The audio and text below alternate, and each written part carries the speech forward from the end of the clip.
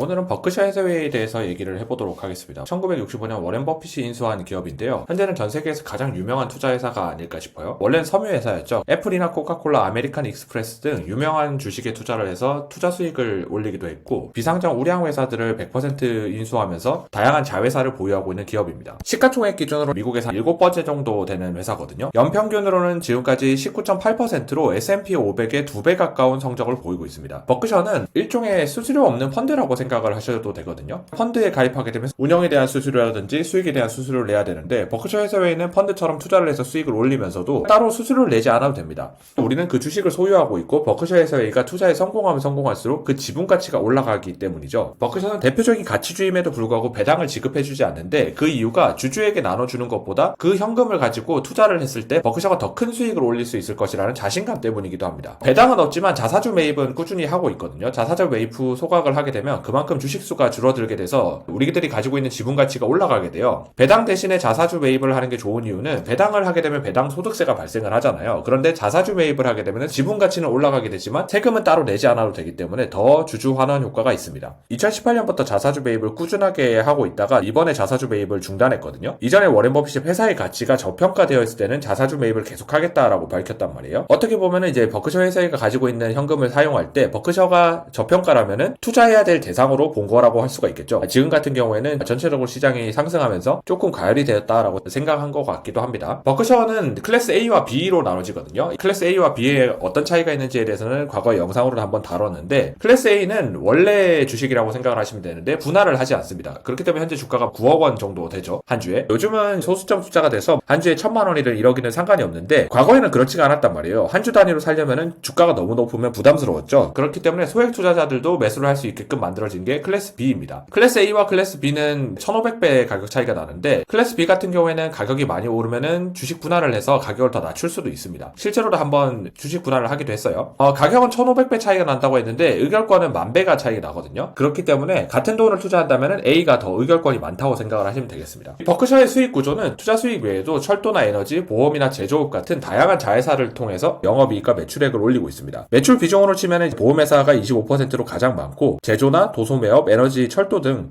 다양한 매출을 올리고 있죠. 투자 수익에 대해서도 미국 SEC에서 볼 수가 있는데, 공시를 확인하시면 버크셔 해서웨이가 어떤 주식을 사고 팔았는지, 얼마나 보유하고 있는지에 대해서 알 수가 있습니다. 워렌 버핏이 1930년생이기 때문에 94세입니다. 전 세계 최고 투자자 중에 한 명이라고 꼽히는 워렌 버핏이 타계할 경우에 상징성 때문에 단기적으로 주가가 하락할 가능성이 있죠. 애플의 스티브 잡스나 디즈니의 월트 디즈니 같은 경우 워렌 버핏이 나이가 있기 때문에 후계자에 대해서 어느 정도 정리를 했거든요. 비보험 부분 CEO를 맡고 있는 그렉 아벨과, 그리고 보험 부분 CEO를 맡고 있는 아지트 자인이 후보였습니다. 최근에 그렉 아벨로 확정이 됐는데요. 그렉 아벨은 에너지 부문을 비롯해가지고 버크셔 해서웨이의 비보험 계열사 전체를 책임지고 있는데, 그동안 괜찮은 성과를 보여왔고 승계가 어느 정도 준비가 된 모습이기 때문에 시장에 단기적으로 충격은 있겠지만 회복할 수 있을 것으로 보이긴 하거든요. 다만 기업이 승계됐을 때 버크셔의 성향이 바뀔 수도 있겠다라는 생각도 합니다. 버크셔의 규모가 점점 커지면서 투자하기가 쉽지 않아졌어요. 현재 보유하고 있는 현금만으로도 넷플릭스 시총과 맞먹는 수준이거든요. 투자 규모가 너무 커졌기 때문에 이제는 성장률이 좀 하락하고 있고, 세계 최고 투자자인 워렌 버핏이 만약 타계를 하게 된다면은 그렉 아벨이 회장으로 올라올 텐데, 투자 수익의 중요성보다 경영을 통한 수익에 더 포커스가 맞춰질 가능성도 있습니다.